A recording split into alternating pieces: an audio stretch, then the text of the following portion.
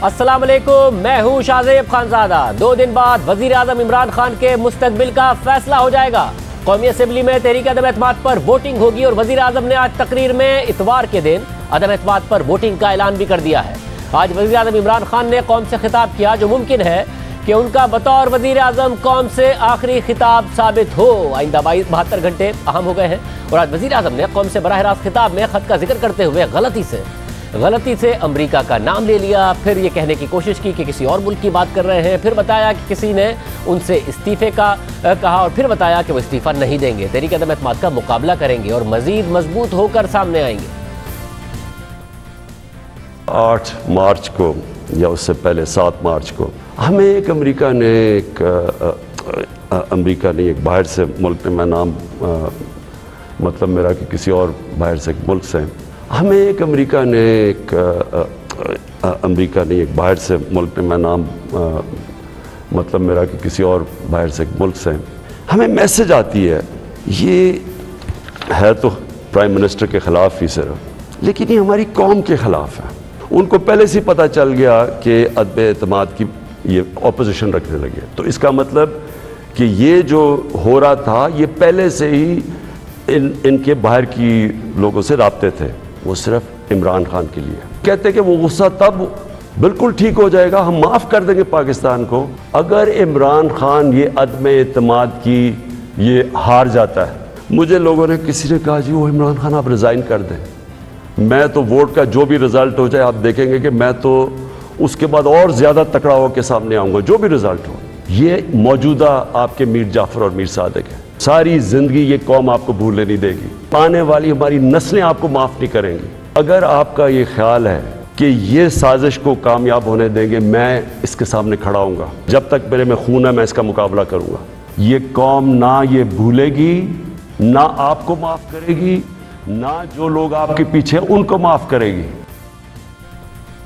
इसके अलावा आज वजीर आजम की ज़ेर सदारत कौमी सलामती कमेटी का इजलास भी हुआ, जिसमें आला सिविल और अस्करी क़यादत शरीक हुई। पूरी कौम की नज़रें इस इजलास पर थी और फिर इजलास के बाद एक एलामिया जारी हुआ, जिसमें कहा गया कि मुशीर कौमी सलामती ने शुरा को पाकिस्तानी सफ़ीर से एक गैर मुल्की आला ओहदेदार की बाज़ाब्ता मुलाकात में होने वाली बातचीत पर ब्रीफिंग दी। कमेटी ने गुफ्तगू पर गहरी तशवीश का इजहार किया और गैर मुल्की अहलकार की जानिब से इस्तेमाल की जाने वाली ज़बान को गैर सिफारती करार दिया। कमेटी ने इत्तफाक किया कि ये गुफ्तगू पाकिस्तान के अंदरूनी मामलात में खुली मुदाखलत के मुतरादिफ है, जो किसी भी सूरत काबिल कबूल नहीं है। कमेटी ने फैसला किया कि मज़कूरा मुल्क को इस्लामाबाद और उस मुल्क के दारुल हुकूमत में भरपूर जवाबी रद्द-ए-अमल दिया जाएगा। ये रद्द-ए-अमल सिफारती आदाब को मद्देनजर रखते हुए बाज़ाब्ता तौर पर दिया जाएगा।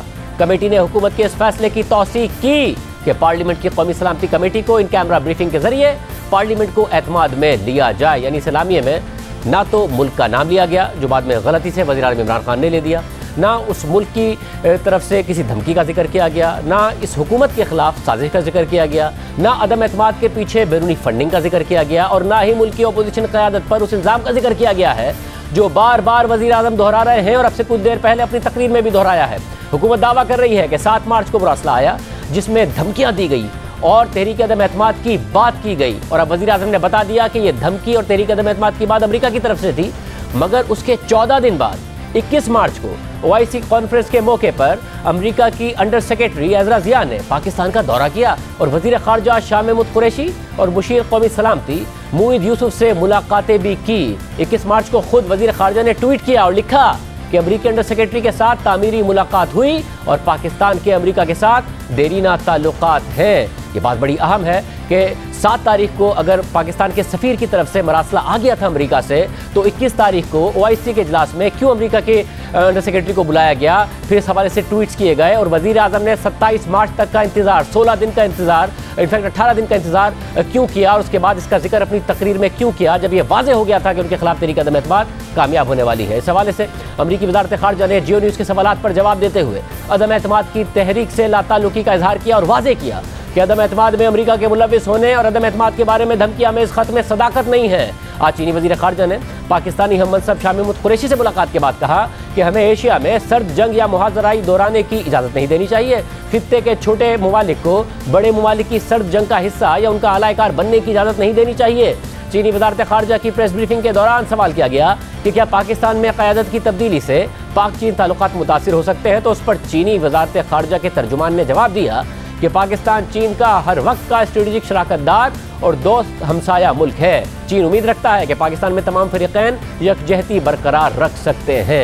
एक तरफ पाकिस्तान में ये बहस हो रही है कि क्या पाकिस्तान के सफ़ीर को अमरीकी की तरफ से इस किस्म की बात की गई थी या नहीं की गई थी, और पाकिस्तानी सफ़ीर ने जो बात पाकिस्तान में भेजी है उस पर हुकूमत का इतनी देर से रिस्पॉन्स क्यों आया है, और ये सीक्रेट मुरासला था, इसको वज़ीर आज़म ने क्यों बताया है। ये बहस पाकिस्तान में हो रही है। लेकिन दूसरी तरफ भारत की सरजमीन पर अमरीकी अंडर सेक्रेटरी ने सख्त नताइज की भारत को धमकी दे दी है। भारत बैनुल-अक़वामी पाबंदियों के बावजूद रूस से तिजारत चाहता है, सस्ते रूसी तेल की खरीदारी चाहता है, मगर अमेरिका ने आज दो टोक अंदाज में वादे कर दिया है कि ऐसा करने के भारत को नताइज होंगे।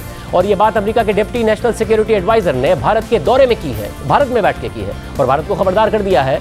इस वक्त अमेरिका ने भारत पर दबाव बढ़ा दिया है और वाजे किया है कि रूस के खिलाफ उसकी पाबंदियों की अगर खिलाफवर्जी की गई तो भारत के लिए इसके नताइज होंगे। यूक्रेन के तनाज़े के बाद आज रूसी वज़ीर ख़ारजा भारत में 2 रोज़ा दौरे के लिए पहुंचे हैं, और उनकी आमद से पहले अमेरिका के deputy national security adviser Daleep Singh ने भारत को खबरदार कर दिया है और बयान जारी किया है कि भारत समेत कोई भी मुल्क अगर रूस के सेंट्रल बैंक के साथ मकामी करेंसी के जरिए ट्रांजैक्शन करता है या रकम की अदायगी का ऐसा कोई निज़ाम बनाता है जिससे रूस पर अमेरिका की पाबंदियों की खिलाफ वर्जी हो या उन्हें नज़रअंदाज किया जाए, तो इसके नताइज होंगे। रोजनामा द हिंदू में सुहासनी हैदर की शाया होने वाली खबर के मुताबिक अमरीकी deputy national security adviser Daleep Singh ने अवामी सतह पर यह बयान भी दिया कि रूस चीन का जूनियर पार्टनर है, इसलिए भारत रूस से यह तवक्को ना रखे कि वो भारत की उस वक्त मदद के लिए आएगा जब लाइन ऑफ कंट्रोल पर पहले से ज्यादा दरअंदाजी होगी। वो मुमालिक जो फाल तरीके से हमारी रूस पर पाबंदियों को नजरअंदाज करने की कोशिश करे तो इसके नताइज होंगे।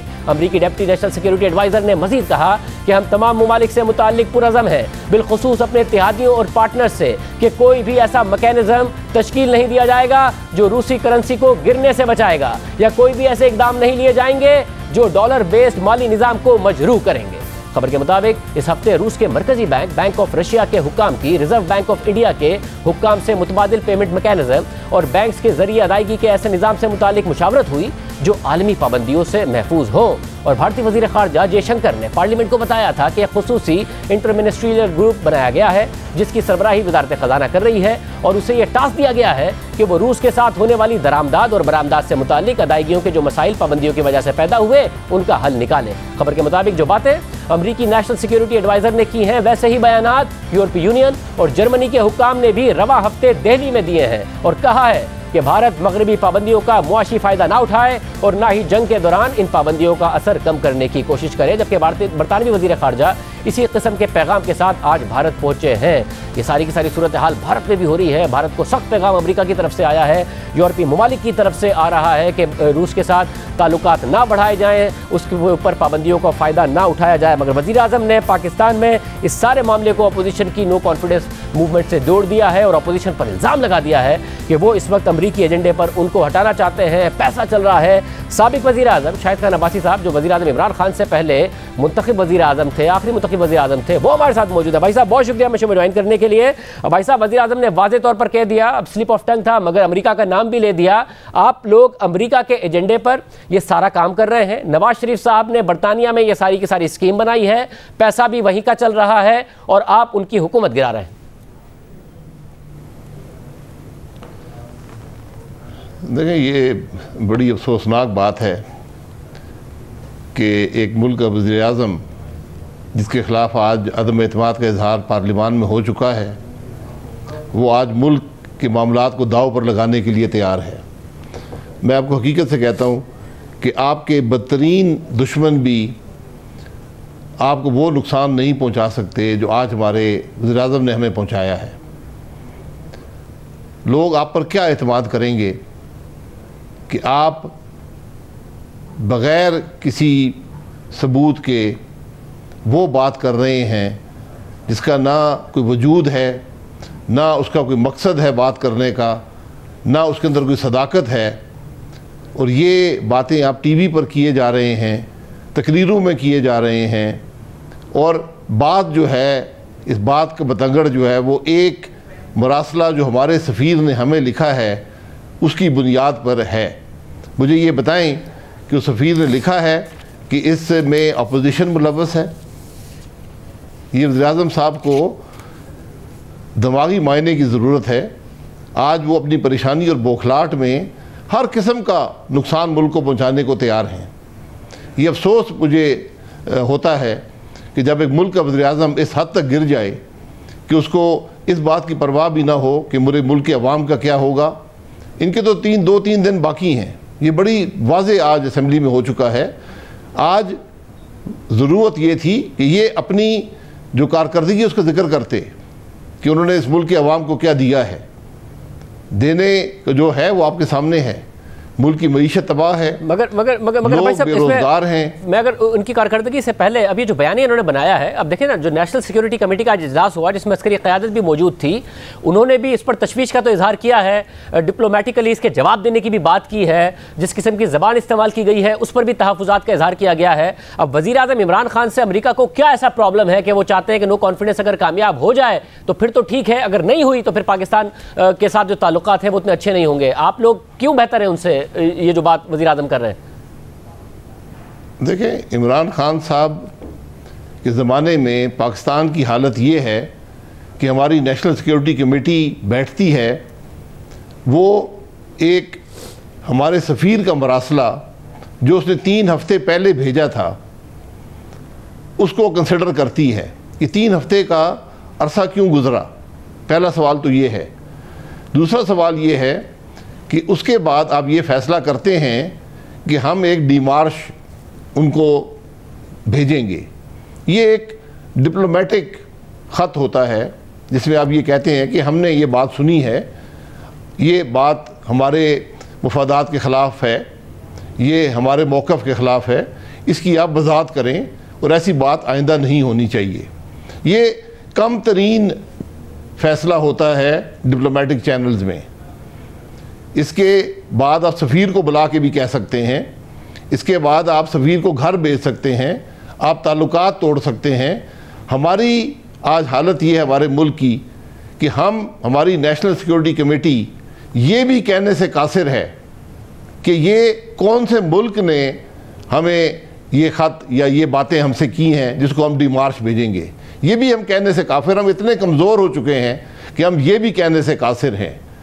और दूसरी बात यह है कि वज़ीर-ए-आज़म साहब ने अपनी तकरीर में उस मुल्क का जिक्र भी कर दिया, और मैं ये बात कबूल नहीं करता कि गलती से किया है, ये जानबूझकर किया है, ये उनकी खेल है। वो इस मुल्क को एक खेल समझते हैं, इस मुल्क के मामलात को। और अब ये सब के सामने वज़ाहत करें कि क्या अमेरिका ने कौन सी हमें थ्रेट दी है, अमेरिका ने क्या कहा है, और क्यों 3 हफ्ते वो इस थ्रेट को लेकर बैठे रहे और आज तक उसका नाम ना ले सके। जलसे में भी जाकर ख़त लहराए, पार्लिमान में आते ना, पार्लिमान में क्यों नहीं आए, वहाँ आके कहते कि हमें अमेरिका ने ये थ्रेट दी है। भाई साहब आज आ रहे थे ना पार्लियामान में, सब उनके साथ होते। आप लोग कह रहे थे कि पार्लियामान में लेकर आए, अगर आप दिखाएंगे तो आपके साथ होंगे। आज पार्लियामेंट के अंदर पार्लिमानी रहनुमाओं के का इजलास बुलाया स्पीकर साहब ने, गए नहीं ना, शहबाज शरीफ साहब गए, आप लोग गए, पीपल्स पार्टी गई, कोई भी नहीं गया। जी, इस मामले का स्पीकर साहब से काम नहीं है, हम खत देखने नहीं जा रहे। मुल्क का जो लीडर ऑफ द हाउस होता है उसकी जगह पार्लियामान होती है, उसको वहाँ आना चाहिए, वो ख़त वहाँ दिखाए, वो बताए कि उस ख़त के अंदर क्या लिखा है, वो बताए कि वो क्या उसका रिस्पॉन्स है, वो बताए कि किस मुल्क ने हमें ये बात कही है। स्पीकर साहब तो वो आदमी हैं जिनको ना पार्लिमानी अदाब का पता है, ना उन्होंने कभी पार्लियामान को चलने दिया है। हमारा उन पर कोई एतमाद नहीं है। तो कल को वज़ीर आज़म इमरान खान का बैठना पसंद नहीं करते। अगर इमरान खान साहब कहे मैं खुद आ रहा हूँ पार्लियामेंट में और इस पर ब्रीफिंग दूंगा तो आप जाएंगे? पार्लियामान के अंदर आए, पार्लियामान के अंदर आए, आकर बात करें, हम वहीं बैठे होते हैं। अब तो वो प्राइम मिनिस्टर रहे ही नहीं है क्योंकि एतमाद खो चुके हैं। उसके बावजूद आकर ज़रा बताए ना पार्लियामान को कि उस खत में क्या लिखा है, किसने खत दिया है उनको, उस खत में क्या बातें लिखी हैं। अब भाई साहब वो जलसे में तकरीर कर सकते हैं, वो जलसे में तकरीर कर सकते हैं, वो सहाफ़ियों को बुलाकर दिखा सकते हैं, वो और लोगों को दिखा सकते हैं, वो चीफ जस्टिस के पास जाना चाहते हैं, लेकिन वो पार्लियामान नहीं आएंगे। तो सियासत का वजूद, हुकूमत का वजूद पार्लियामान से होता है। आज तक आप ये 4था हफ्ता हो गया है, आज 31 तारीख है, 7 तारीख का ये ख़त उनके बकौल आया है और आज 24 दिन के बाद पार्लियामान में नहीं ला सके। ये सारा मामला ही बदनीयती पर मबनी नज़र आता है। ये सिर्फ सस्ती शोहरत के लिए, अपोजिशन पर जब कोई और इल्ज़ाम नहीं रहा तो अब ये इल्ज़ाम शुरू कर दिए। तो भाई साहब, अगर ये आप जिसको आप सस्ती शोहरत कह रहे हैं, ज़ाहिर है जो नारा है उनका कि मेरे खिलाफ साम्राज्य साजिश कर रहा था, ये सारे के सारे मामलात थे क्योंकि मैं मुल्क को खुद मुख्तार कर रहा था, ये नारा उनके जो वोटर्स हैं उन्हें तो अपील करेगा, और इसी नारे की बुनियाद पर वो आपके जो इस वक्त इत्तेहादी साथ आके खड़े हो गए हैं या इनके मुनहरिफ अराकीन हैं उनको अपील कर रहे हैं कि आप मत साथ दें, आप नस्लों तक पछताएंगे और आपको ताने पड़ेंगे इस बात के। ये वही मुल्क है, नवाज शरीफ साहब ने पूरी दुनिया के धमकियों को, लालच को रिजेक्ट किया था और इसको एटमी ताकत बनाया था। पूरी दुनिया, आज इमरान खान की हालत ये है, उसकी हुकूमत की हालत ये है कि वो उस मुल्क का नाम भी नहीं ले सकते जिसने उनके सफ़ीर को किसी मीटिंग में कोई बात कही है। ये खुद मुख्तारी होती है कि जब आप उस मुल्क का नाम भी ना ले सकें, और अगर आप जानबूझकर या गलती में नाम ले लें तकरीर में तो उस नाम को विड्रॉ में दूसरा मुल्क कहना शुरू कर दें, ये खुद मुख्तारी होती है। खुद मुख्तारी तो ये होती है कि अगर हमें धमकी आई है, सफारती ताल्लुकात तोड़ दें, अपना सफ़ीर वापस बुला लें, उनके सफ़ीर को घर भेज दें। ये ताकत सिर्फ पार्लिमान देगा आपको, ये ताकत और कोई नहीं दे सकता। खुद मुख्तारी पार्लिमान से आती है। जिस पार्लिमान को आपने हमेशा गालियाँ दी हों और धमकियाँ दी हों, और जो पार्लिमान जिसमें आप आज अक्सरियत खो चुके हैं, और हमारा ये आपसे वादा है कि शहबाज शरीफ साहब अगले हफ्ते जब वज़ीर-ए-आज़म बनेंगे, वो इंशाअल्लाह इस मामले को जो सही तरीका है, किसी सियासी मुफाद के लिए नहीं, किसी सस्ती शोहरत के लिए नहीं, पाकिस्तान की खुद मुख्तारी और पाकिस्तान के वक़ार के लिए इंशाअल्लाह इस मामले को अवाम के भी सामने लाएंगे। और जो मुल्क भी है, अगर अमेरिका है तो अमेरिका से भी बात करेंगे। हम एक खुद मुख्तार मुल्क है, हमें ये बातें कबूल नहीं हैं। अब भाई साहब, फिर मुझे ये बताइएगा कि जो इस्तीफे की बात उन्होंने की कि मुझे किसी ने कहा कि इस्तीफ़ा दे दो मगर मैं इस्तीफ़ा नहीं दूंगा, क्या ये दुरुस्त है कि जो मुल्क के अस्करी क़यादत है उसने आप लोगों से भी कल रब्ता किया है और आप तक ये पैगाम पहुंचाया कि वो मुस्ताफ़ी होने को तैयार हैं और अर्ली इलेक्शन कॉल करने के लिए तैयार हैं, मगर आप लोग पहले विड्रॉ कर लें, मगर आप लोगों ने इस बात को मुस्तरद कर दिया, कि ये बात दुरुस्त है? देखें, ये बहुत सी बातें होती रहती हैं। आज इमरान खान साहब हर किस्म के हाथ पैर मार रहे हैं, लेकिन ये हकीकत बड़ी वाज़ेह है कि आज मुल्क में अदम एतमाद का अमल चल रहा है और एक वाज़ेह अक्सरियत आज अपोजिशन के साथ है, और वो अक्सरियत हुकूमत के बेंचों से आई है। वो हुकूमत के इत्तेहादी हैं जो आज हमारे साथ बैठे हैं, इसलिए कि वो जानते हैं कि इमरान खान ने जो हशर इस मुल्क का किया है, इसकी अवाम का किया है, ये बोझ जो बर्दाश्त नहीं कर सकते। तो जब आप अक्सरियत खो चुके हों, फिर आपको कोई हक नहीं है कि आप जो आपने ये तमाशे लगाए हुए हैं, हर रोज़ तकरीर करते हैं, झूठ बोलते हैं, इल्ज़ाम तराशी करते हैं, हर किस्म का कार्ड इमरान खान खेल चुका है। ये कार्ड अब नहीं चलेंगे।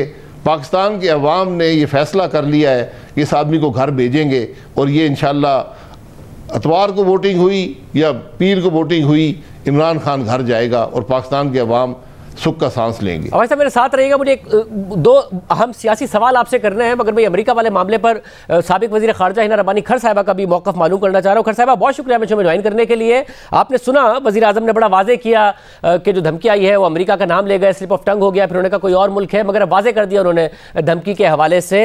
क्या कहिएगा आप, क्योंकि वो एक साजिश का जिक्र कर रहे हैं, मुल्क की जो इकनॉमिक सोवरेंटी है और फिर जो फॉरेन पॉलिसी है उसके कॉम्प्रोमाइज़ करने की बात कर रहे हैं और उनको गिराने के पीछे एक साजिश की बात कर रहे हैं।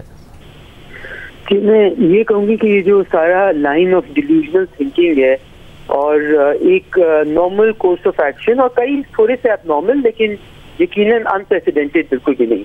इस तरह के आपको पाकिस्तान के अगर आप डिप्लोमेटिक केबल जाना शुरू करें तो हर किस्म की लैंग्वेज डिप्लोमेटिकली इस्तेमाल की जाती है एक मुल्क को मैसेज भेजने के लिए। हम भी हर किस्म की डिप्लोमेटिक लैंग्वेज और अनडिप्लोमेटिक लैंग्वेज इस्तेमाल करते हैं। आप सिर्फ यहाँ से देख लें कि इन्होंने शुरू किया ये कहने से कि एक दूसरे मुल्क का लेटर है जो कि कहा गया, पहले फिर कहा गया कि नहीं जी वो एक लेटर है, फिर कहा गया नहीं वो इंटरनल, पता चलता है वो तो इंटरनल डिप्लोमेटिक केबल है जो हमारे ही सफीर ने एक मीटिंग की डिटेल्स भेजी हुई हैं। और कई मीटिंग्स में कभी कभी बहुत हार्श लैंग्वेज इस्तेमाल हो जाती है, और ये कहना कि जी इस हुकूमत के साथ भी finding it difficult to work, मेरे नजर में ये बिल्कुल भी अनप्रेसिडेंटेड जो अनप्रेसिडेंटेड है। एंड आई वांट टू से दिस विद फुल अथॉरिटी वो ये है कि एक वजीर आजम का इस तरह की चीज जो कि नॉर्मली आप यूथ में होते हैं, बहुत सारी चीजें इस तरह की, इससे बहुत बड़ी बड़ी चीजें आपने देखी होती हैं, सुनी होती हैं और बर्दाश्त की होती हैं, और आपको कभी भी पाकिस्तान की साख के लिए और पाकिस्तान के फ्यूचर डिप्लोमेटिक रिलेशंस के लिए कभी किसी मुल्क का नाम आप बीच में नहीं लाएंगे। आप वो पी जाते हैं, उसके ऊपर रिएक्ट कर देते हैं, उनको बुला के डिप्लोमेटिक डिमार्श दे देंगे सफीर को, लेकिन आप उसको पब्लिक रैलीज का हिस्सा और अपनी पॉलिटिकल टूल का हिस्सा कभी नहीं बनाते। सो आई थिंक इससे जो मुझे बहुत दुख इस बात का भी है कि आज के बाद तमाम डिप्लोमेटिक कोर में और जब भी पाकिस्तान के साथ कोई इंगेज करेगा वो इस नॉलेज के साथ करेगा कि जी इनके वजीर आजम अक्सर पॉलिटिकल टूल की तरह इस्तेमाल कर लेते हैं। और दूसरा तो फॉरेन ऑफिस का एक वो प्रोफेशनल इंसान जो भी उनका अगर नाम नहीं लिया गया वो जो कि बहुत ही प्रोफेशनल इंसान है, उन्होंने अगर एक केबल में कुछ लिखा, he is also being politicised now. So you know at so many different levels ये अनप्रेसिडेंटेड इस चीज के लिए है क्योंकि कभी किसी और हुकूमत ने डिप्लोमेसी के ऊपर इतनी बड़ी सियासत नहीं खेली। और ये जो दूसरा इन्होंने मामला ईयू एम्बेसडर्स का उठाया था कि जी हमारे खिलाफ, ये सब कुछ किया जा रहा है एक पॉलिटिकल टूल के जरिए ताकि अपने लिए हमदर्दी आए। वो भी बिल्कुल नॉर्मल था। हमारा सफीर जहां पे भी बैठा हो, बेशक वो ब्रसेल्स में बैठा हो, बेशक वो वाशिंगटन डीसी में बैठा हो, बेशक वो दिल्ली में बैठा हो, वो पाकिस्तान की पॉलिसी के बारे में उनके प्रेसिडेंट और प्राइम मिनिस्टर को लिखता है। वो कश्मीर की पॉलिसी के बारे में उनके प्राइम मिनिस्टर और प्रेसिडेंट को लिखता है कि जी आप यूएन में वोट हो रहा है, आपने क्यों नहीं वोट किया, आपको हमें वोट करना चाहिए for the sake of humanitarian cause, for the sake of human rights. और ये वो जब ये लिखता है तो वो उनके ऊपर प्रेशर डालने की कोशिश कर रहा है because that is his job to do. तो आप समझें कि आप अवाम को इतना सिर्फ देखें, अवाम को मगर खर साहब क्या करते हैं अगर वज़ीर आज़म को बताया जा रहा है कि अगर वोट ऑफ नो कॉन्फिडेंस नाकाम हो गई तो फिर मुल्क के लिए कॉन्सिक्वेंसेस कुछ और होंगे, कामयाब हो गई तो कुछ और होंगे, यानी उनकी हुकूमत के ऊपर ही अटैक, क्या करना चाहिए था उन्हें? और क्या आपके एक्सपीरियंस में इस किस्म की केबल्स आती रहती थी और इसका कोई और तरीका होता है रिस्पॉन्स करने का? देखिए मेरे नजर में ये एक स्पेसिफिक लैंग्वेज है कि अब उन्होंने तो अपने स्पीच में ये भी कहा ना जी इनको vote of confidence no confidence का कैसे पता चला, अमरीका जिनको भी अमरीका को कैसे पता चला। भाई पाकिस्तान में जब पिछले 2 महीने से और कोई बात नहीं हो रही है वोट ऑफ नो कॉन्फिडेंस के बारे में, तो उनके जो यहाँ पे सफारत खाने में लोग बैठे हैं वो तो रोज केबल्स भेज रहे हैं कि जी पाकिस्तान के ये पॉलिटिशियन ये कह रहे हैं, वजीर आजम ये कह रहे हैं, वो अब जल्सों में ये कह रहे हैं। It is their job to know, of course the whole world knows. लेकिन जो असम्पशन है ना कि पूरी दुनिया इंटरेस्टेड है हमारे यहाँ रिजीम चेंज करने में, ये डिल्यूजनल असेसमेंट है। और ये एक ऐसी असेसमेंट है जो ये नहीं रिकग्नाइज करती कि एक जमाने में यकीनन वो डोमेस्टिक पॉलिटिक्स में पाकिस्तान की बहुत शदीद हद तक इंटरेस्टेड होते थे और होते रहे हैं। बट वो उस वक्त जब तक वॉर थिएटर यहाँ रहा है, वो उस वक्त जब तक सोवियत इन्वेजन ऑफ अफगानिस्तान थी, वो उस वक्त जब तक अफगानिस्तान में उनका एक पूरा सिलसिला चल रहा था। और फिर देखिए हम कितने फैक्ट चेक करें ना, फिर ये कहना कि जी डोंट स्ट्राइक के खिलाफ और कोई नहीं रहा। आप स्टेटमेंट्स उठा के देख लें, आप डिमार्शेस, बल्कि अगर हमारे सफीर को मिलते थे वो ये मिलते थे कि आप लोग लैंग्वेज बहुत ज्यादा हार्श इस्तेमाल करते हैं, वो उस पर भी हमें सुनना पड़ता था। और हर जगह पे हमने तो बल्कि यूएन के स्पेशल एनवॉय बेन एमरसन को बुलाया और extra judicial killings against the US. हमने सलाला के बाद जो किया, लेकिन वो अपनी सियासत के लिए नहीं किया, रूट्स बंद करने पड़े, वो इसलिए किया क्योंकि पाकिस्तान के हक में था और उसके ऊपर कभी सियासत नहीं किया और आगे भी नहीं करेंगे बिकॉज ये हमारा हक नहीं। ये आप पाकिस्तान की साख को डैमेज करते हैं। जब आप फॉरेन पॉलिसी के ऊपर सियासत खेलते हैं तो आप पाकिस्तान की future manoeuvrability in the diplomatic arena को करते हैं। आप पाकिस्तान की बहुत शुक्रिया नबानी खर साहब हमारे साथ मौजूद थी। साबिक वज़ीर आज़म शाहिद खान नबाजी साहब भी हमारे साथ मौजूद हैं। प्रोग्राम एक ब्रेक शामिल करते हैं, उनसे कुछ अहम सवालात हैं जो कि पैदा हो रहे हैं इस्लामाबाद में एक्टिविटीज़ के हवाले से। भाई साहब से बात करेंगे ब्रेक के बाद।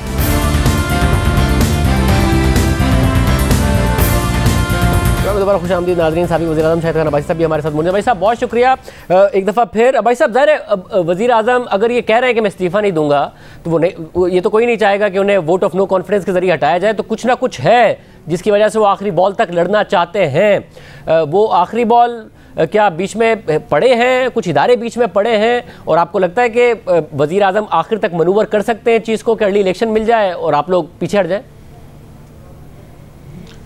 वज़ीर आज़म अभी तक क्रिकेट ही खेल रहे हैं। ये मुल्क का आइन है और बड़ा वाज़ेह है अगर उनके पास 172 लोग नहीं हैं तो इस मुल्क के वज़ीर-ए-आज़म नहीं रह सकते। आज 173 अफराद ने असम्बली में खड़े होकर असम्बली के रिकॉर्ड के मुताबिक 173 अफराद ने उनकी मुखालफत की है। अदम एतमाद हो चुका है, अब सिर्फ एक फॉर्मेलिटी बाकी है। इस्तीफ़ा बिल्कुल वो ना दें, इस्तीफ़ा देना उनका हक़ है, दे सकते हैं, ना दें ये उनकी मर्ज़ी है, लेकिन जब भी वोट हुआ अतवार को या पीर को उनको घर जाना होगा। साहब मगर वोट तक आप लोग मैनेज कर पाएंगे, मेंटेन कर पाएंगे अपने पास इतने सारे लोगों को, या फिर ये कहीं इधर उधर हो सकते हैं?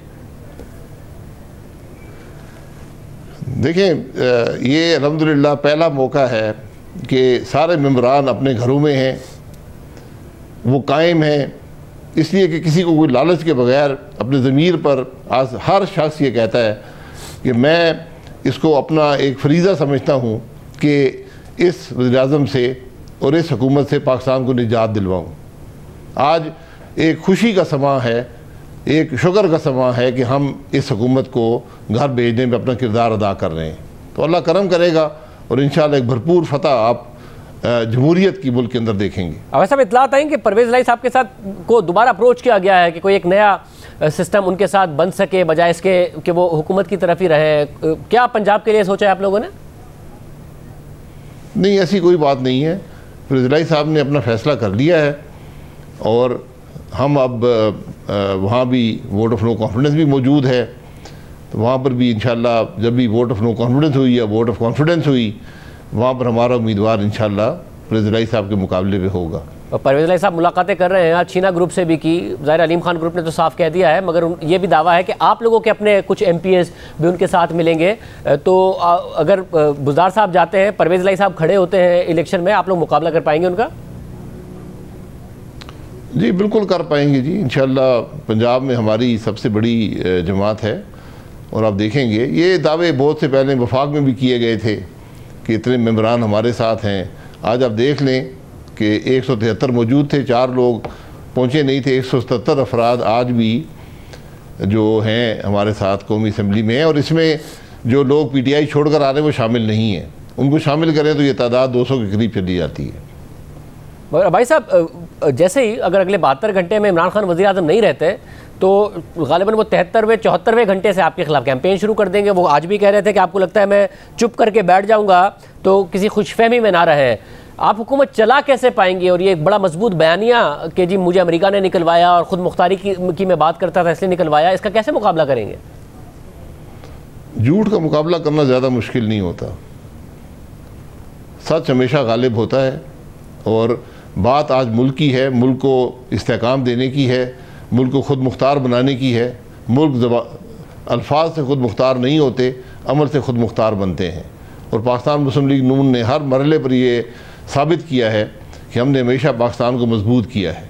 इमरान खान ने जिस हद तक मुल्क को कमज़ोर कर दिया है, इसकी मिसाल पाकिस्तान की तारीख़ में नहीं है। और ये हमारी बदनसीबी है कि एक इलेक्शन चोरी हुआ जिसमें ऐसा शख्स मुल्क पर मुसल्लत किया गया। मगर भाई साहब, इस वक्त मुल्क को हर हाल में ये हुकूमत अगर सर्वाइव कर भी जाए इमरान खान साहब, और ना भी करें तब भी एक नए इलेक्शन और नए मैंडेट की ज़रूरत नहीं है। जितने मुश्किल फ़ैसले करने हैं, चाहे खारजा पॉलिसी की सूरत में हो या फिर मुआशी पॉलिसी की सूरत में हो, एक नए मैंडेट की ज़रूरत नहीं है, क्योंकि आप लोगों का तो अभी तक ये नहीं डिसाइडेड कि कितने अरसे नई हुकूमत चलेगी। देखिए, ये फैसला अपोजिशन करेगी कितना अरसा हुकूमत चलेगी, हालात को देख कर। मैंडेट बिल्कुल नया मैंडेट एक बेहतर रास्ता है, लेकिन हालात को देखकर अपोजिशन फैसला कर लेगी। एक बात बड़ी वाज़ेह है कि जो कुछ इमरान खान कर रहा था उससे बहुत बेहतर मुल्क के लिए काम किया जाएगा और मुल्क के मसाइल को हल कर किया जाएगा। अब तो इस वक्त तो कोई उम्मीद नहीं है कि मुल्क के मसाइल को, मुल्क के हालात को बेहतर करने की कोशिश इमरान खान या उसकी हुकूमत कर रही हो। बहुत शुक्रिया। साबिक वज़ीर-ए-आज़म शाहिद खान अब्बासी साहब हमारे साथ मौजूद थे। MQM के हवाले से कल वज़ीर-ए-आज़म ने कहा कि MQM जैसे गई है वो वैसे ही वापस भी आ जाएगी। आज के ख़िताब के बाद क्या कुछ MQM के तासुरात बदले हैं? हमारे साथ मौजूद हैं MQM के रहनुमा सेनेटर फैसल सब्ज़वारी साहब। सब्ज़वारी साहब, बहुत शुक्रिया मुझे ज्वाइन करने के लिए। सब आपके कुछ ख्यालात बदले हैं? वज़ीर-ए-आज़म बड़े पुरएतमाद थे कि MQM जैसे गई है वापस भी आ जाएगी, क्या कुछ ख्यालात बदले? मिशा से पहली बात तो ये कि वज़ीर-ए-आज़म के इन ख्यालात का तो मुझे अभी आपसे ही पता चलता है, लेकिन आज का जो खिताब था उसमें दो तरह से फिक्रमंदी की चीज है। पहली फिक्रमंदी की चीज तो ये है कि अगर वज़ीर-ए-आज़म पाकिस्तान ये बता रहे हैं कि किसी मगरबी मुल्क से या किसी आलमी ताकत से पाकिस्तान को इस तरह की बात आई है, तो ये हमारे लिए भी बड़ी इंटरनल एक सोल सर्चिंग की जरूरत है कि आया ऐसे वक्त में ये वक्त आया ही क्यों है। हमें क्या ऐसे मामलात के ऊपर एक ग्रैंड रिकन्सिलिएशन और डायलॉग नहीं करना चाहिए, हाँ वो मईशत हो, वो खारजा पॉलिसी हो, बजाय इसके कि जो हुकूमत में है वो मुहब्बे वतन है और जो हुकूमत में नहीं है वो गद्दारे वतन है। ये सिलसिला मेरे ख्याल में तर्क करने के लिए पाकिस्तान को वाकईतन नेशनल रिकन्सिलिएशन ऑर्डिनेंस की नहीं, नेशनल रिकन्सिलिएशन की बहुत ज्यादा जरूरत है, हम यह समझते हैं, पहली बात तो। और दूसरी बात जो परेशान कुन है वो वजीर आजम साहब ने जो आखिर में कहा ना कि जो वोट डालने जाएंगे उनके खिलाफ उनके साथ जो होगा। देखिए एमक्यूएम पाकिस्तान उनकी इत्तेहादी जमात थी, बाय चॉइस, अपनी चॉइस से हमने उनके इत्तेहाद से हम निकले हैं। हमने ना ये कहा कि वजीर आजम साहब को कोई बुरा भला, ना हमारा इरादा है, हमारी लीडरशिप कह रही है इमरान खान साहब बहुत बेहतर आदमी है पाकिस्तान की सियासत में, तहरीक इंसाफ के साथ हमारा सबसे अच्छा वक्त गुजरा, ये हम कह रहे हैं। लेकिन जो रवैया तहरीक इंसाफ की लीडरशिप, उनके ऑफिशियल ट्विटर हैंडल ने एक दूसरी सियासी जमात एमक्यूएम के खिलाफ अपनाया है, जिस तरह वो धमका रहे हैं, हरासा कर रहे हैं, और फिर अगर वजीर आजम साहब भी ये कहेंगे कि उस रोज अगर किसी ने कि ऐसा होगा तो ये मुनासिब नहीं है, कोई घेराव करेगा अगर पीटीआई का कारकुन, तो एमक्यूएम का कारकुन तो गर्मी में खराब होने वाला है नहीं ना, तो फिर वो भी घेराव करेगा किसी ना किसी का। अगर कराची से आज एमक्यूएम के 4 एमएनएज हैं तो पीटीआई के फिर 14 एमएनएज के घर हैं वहां पर ना, ये तरीकेकार मुनासिब नहीं है। वजीर आजम साहब को मेरे ख्याल में ये वाली बात करनी चाहिए कि देखिए हर सियासी जमात का अपना मंशूर है। हम पीटीआई के खिलाफ हमने इलेक्शन लड़ा था, पीटीआई ने हमारे खिलाफ इलेक्शन लड़ा था, उसके बाद हम दोनों इत्तेहादी बने। ये भी गुंजाइश मौजूद है कि मुस्तकबिल करीब में या मुस्तकबिल बईद में दोबारा एक साथ खड़े हो जाएं। क्यों हम इस तरह की मखासमतें पैदा करें कि हमारे लिए आपस में बैठने की भी गुंजाइश ना हो। हम आलमी सतह पे भी हमें आइसोलेट नहीं होना चाहिए एक, और साथ ही साथ हमें डोमेस्टिक फ्रंट पे भी आइसोलेशन से गुरेज करना चाहिए। वैसे मगर क्योंकि अब ज़ाहिर आप वज़ीर आज़म को हटाने की जो तहरीक है उसका हिस्सा है, मगर वज़ीर आज़म ये कह रहे हैं ये सारी बैरूनी फंडेड है, ये एक कॉन्स्पिरेसी है पाकिस्तान के खिलाफ। आप ज़ाहिर एक सीनियर सियासतदान हैं और इन मुज़ाकरात का हिस्सा भी रहे हैं जो अपोजिशन के साथ हुए हैं, आप इस बात पर कन्विंस्ड हैं कि ऐसा कुछ नहीं है, ये पाकिस्तान के डोमेस्टिक मामलात हैं, वज़ीर आज़म के खिलाफ एक अदम एतमाद की तहरीक आई है जिसमें आप साथ दे रहे हैं? देखिए मैं इस जो मरासला है इसको रिजेक्ट कतन नहीं कर रहा, हमारी जमात इसको कतन रिजेक्ट नहीं कर रही, लेकिन उसको जिस तरीके से सोचा जा रहा है, परसीव किया जा रहा है, उसमें डिबेट के बहुत ज्यादा पहलू हैं।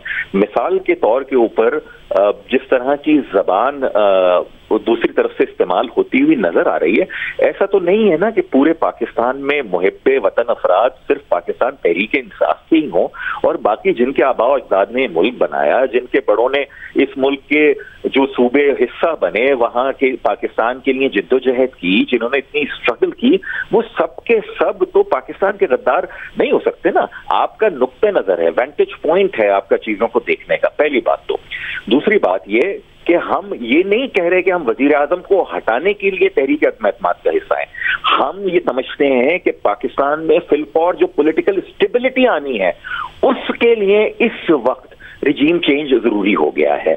No disrespect to Imran Khan साहब, लेकिन बहरहाल मामलात आउट ऑफ कंट्रोल हैं, पॉलिटिकल इकोनॉमी सफर कर रही है, आम आदमी सफर कर रहा है, वो मजीद करेगा अगर हम सियासी फ्रंट के ऊपर हमने इस हीट को कम नहीं किया। और लगता नहीं है कि जो इमरान खान साहब का मूड है और पीटीआई का, ये हीट को कम होगी जब तक वो मौजूद हैं। तो इसलिए बेहतर यही है, और मैं शाहिद खाकान अब्बासी साहब जो पहले बात किया करते थे एमके पाकिस्तान उस पर कायल है कि जल्द इलेक्शंस हो, अगर कोई इस्लाहात भी करनी है तो जल्द से जल्द करें, नया मैंडेट लें, जिसको अवाम चुने वो आके पाकिस्तान की किस्मत के फैसले करें। तो समय साहब कितनी जल्दी हो, इस पे बात तो हुई होगी ना कि ये कितनी, क्योंकि जाहिर है जो आप कह रहे हैं अदम इस्तेहकाम है, मईशत मुश्किल का शिकार है, तो उसके लिए जल्दी इलेक्शन होने चाहिए ताकि ये खत्म हो। इमरान खान साहब कह रहे हैं कि मैं चुप तो नहीं बैठूंगा, तो जो भी नई हुकूमत बनेगी वो आसानी से तो नहीं चल रही होगी, मैंडेट भी नहीं होगा उसके पास उस तरीके से, तो कितनी जल्दी हो?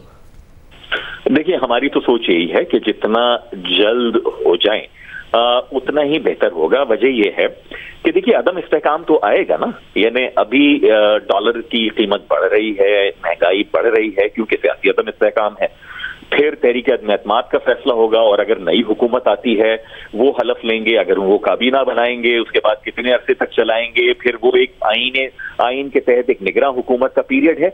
इतनी लंबा अदम इस्तेहकाम हम ये समझते हैं कि सियासत तो एक तरफ मईशत के लिए इंतहाई नुकसानदेह साबित हो सकता है। इसलिए तमाम सियासी जमातों को आज वो जो भी पोजीशन ले रहे हों, मैं समझता हूं कि ग्रैंड रिकन्सिलिएशन फिर करनी चाहिए पोस्ट नो कॉन्फिडेंस मोशन, और उसके बाद सब बैठें, ऑल पार्टीज कॉन्फ्रेंस हो, सब मिलकर बैठें, बात करें। भाई ये हमारा मुल्क है, हम नेशनल असेंबली में सेनेट में बैठकर अपने आप को देहात के शहर के गरीब आम आदमी के मसले से अलहदा करके डिसीजन मेकिंग नहीं कर सकते। हमारे जो उसूल हैं। फैसल सब्ज़वानी साहब हमारे साथ मौजूद थे, उसको आपने सुनी है, सबसे जुड़ा एक अहम मामला है जो वज़ीर आज़म ने आज बातें की हैं, उसको भी बात करेंगे एक ब्रेक के बाद।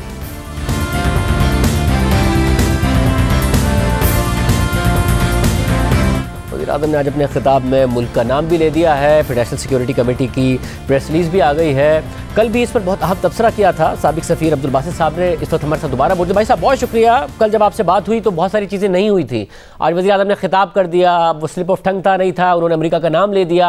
नेशनल सिक्योरिटी कमेटी का एलामिया भी आया कि जी प्रोटेस्ट किया जाएगा डिप्लोमेटिकली, मगर उसमें ज़ाहिर किसी साजिश का जिक्र नहीं है, नो कॉन्फिडेंस की एक साजिश के तहत होने का जिक्र नहीं है, फंडिंग का जिक्र नहीं है। कैसे देख रहे हैं आप वज़ीर आज़म की तकरीर को, अब जबकि मज़ीद मालूमात सामने आई हैं? मुझे तो बहुत खुशी है शाहदेव कि ये मामला नेशनल सिक्योरिटी कमेटी में गया और वहाँ पे डिस्कस हुआ, क्योंकि जो उसके बाद प्रेस रिलीज़ वहाँ पे आया उसमें बड़े मुनासिब अंदाज के साथ इस बात को उठाया गया, और एक डिप्लोमेटिक डिमार्श करना किसी मुल्क का भी हक है और वो हर सतह पे होता रहता है। वहाँ पे मुझे सैनिटी नज़र आई, और मेरा ख्याल था कि जब वज़ीर आज़म तकरीर करेंगे तो उस प्रेस रिलीज़ में और उनके खिताब में कुछ मुताबिकत तो होगी, लेकिन प्रेस रिलीज़ बड़ा एनोडाइन, बड़ा टू द पॉइंट, और क्योंकि वहाँ पे कुछ और इदारों के लोग भी मौजूद थे तो आई बिलीव कि सैनिटी प्रीवेल्ड देयर। लेकिन जो तकरीर थी ऑब्वियसली वो एक पॉलिटिकल तकरीर थी, और जिस तरह हमने कल भी जिक्र किया था, प्राइम मिनिस्टर को अब मालूम है क्या होने जा रहा है, तो उनकी नज़रें अब आइंदा इलेक्शंस ही पे हैं, और वो ऑब्वियसली उनकी एक पॉपुलर तो हैं, तो उन्होंने अब एक नैरेटिव तो बिल्ड करना है। लेकिन जो नैरेटिव बिल्ड करना चाहते हैं, आई एम ग्लैड कि नेशनल सिक्योरिटी कमेटी ने उस नैरेटिव को उस तरह एडॉप्ट नहीं किया या उसको नहीं लिया, और उन्होंने चीज़ों को सही पर्सपेक्टिव में लाकर आगे पेश किया। वो एक ऑफिशियल की बात भी हो रही है, यही बड़ी इंटरेस्टिंग बात है कि वो एक ऑफिशियल की बात कर रहे हैं, मुल्क की बात नहीं कर रहे।